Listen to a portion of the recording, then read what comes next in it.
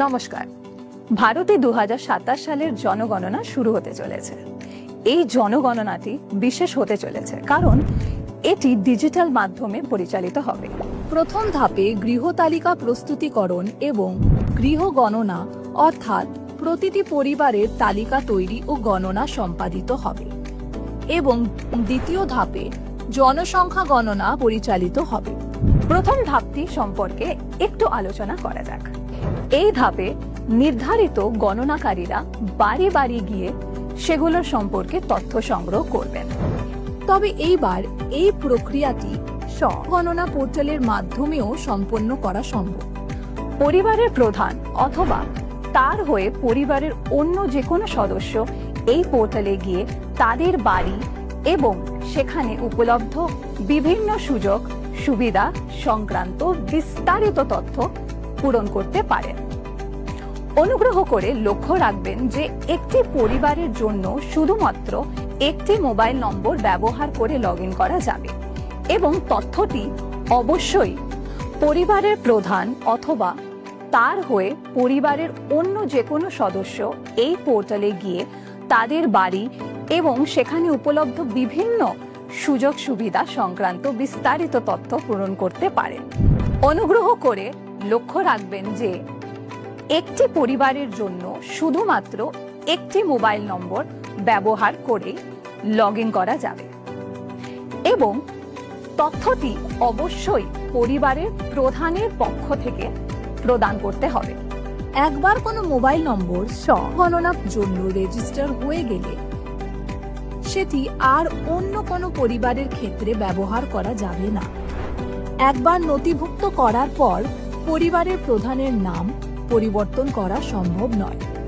যদি সাধারণ মানুষ এই তথ্য সংগ্রহের কাজে অংশগ্রহণ করেন তবে পুরো প্রক্রিয়াটি আরো সহজ ও দ্রুততর হয়ে ওঠে।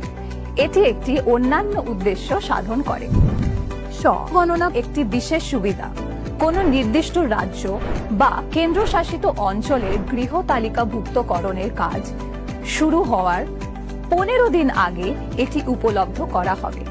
যে কেউ চাইলে সেলফ এনুমারেশন মাধ্যমে আগে থেকে নিজের তথ্য নিবন্ধন করতে পারেন। স্ব-গণনা পোর্টালে তথ্য কিভাবে প্রদান করবে? প্রথমে এসই পোর্টাল খুলুন।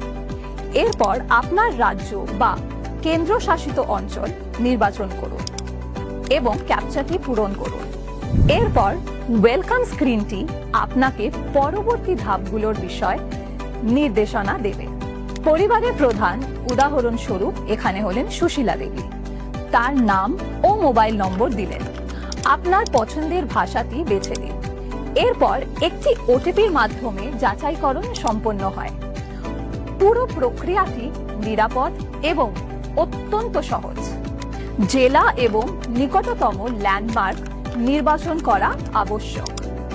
ম্যাপে একটি মার্কার প্রদর্শিত হবে যা আপনার অনুসন্ধানকৃত ল্যান্ডমার্কটিকে নির্দেশ করবে।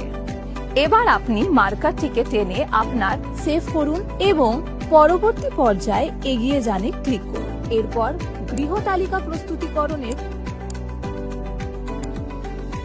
প্রশ্নাবলী পেজটি খুলবে। অধিকাংশ প্রশ্নই হবে বিকল্প ভিত্তিক। নাম লেখার জন্য একটি ফোনেটিক এবং ভার্চুয়াল কিবোর্ড থাকবে। কোনো বিষয়ে সন্দেহ দেখা দিলে এফএকিউ এবং টুলটিপগুলো দেখুন। এগুলোতে বিভিন্ন ধারণা ও শব্দের ব্যাখ্যা দেওয়া রয়েছে। যদি কোনো প্রশ্ন বা তথ্য অসম্পূর্ণ থেকে যায় তখন সিস্টেম নিজে থেকেই আপনাকে সতর্ক করবে। সমস্ত বিবরণ পূরণ করার পর সেগুলো সতর্কতার সাথে রিভিউ করে নিন। প্রয়োজনে আপনি এটা সংশোধন করতে পারেন। ড্রাফটটা সেভ করে রাখুন বা জমা দিয়ে দিন। জমা দেওয়ার পর স্ক্রিনে এইচ দিয়ে শুরু হওয়া 11 সংখ্যার একটি এসইআইডি দেখাবে। আপনি এটি এসএমএস এর মাধ্যমে পেয়ে যাবেন। গণনাকারী যখন আপনার বাড়িতে আসবেন তখন তার সাথে এই আইডিটি শেয়ার করবেন। আপনার প্রদত্ত সঠিক তথ্য কেবল আমাদের দেশকেই শক্তিশালী করে না, বরং এর প্রকৃত চিত্র তুলে ধরে। তাই আজই অংশগ্রহণ করুন এবং আপনার সহযোগিতা প্রসারিত করুন। আমাদের জনগণনা, আমাদের বিকাশ।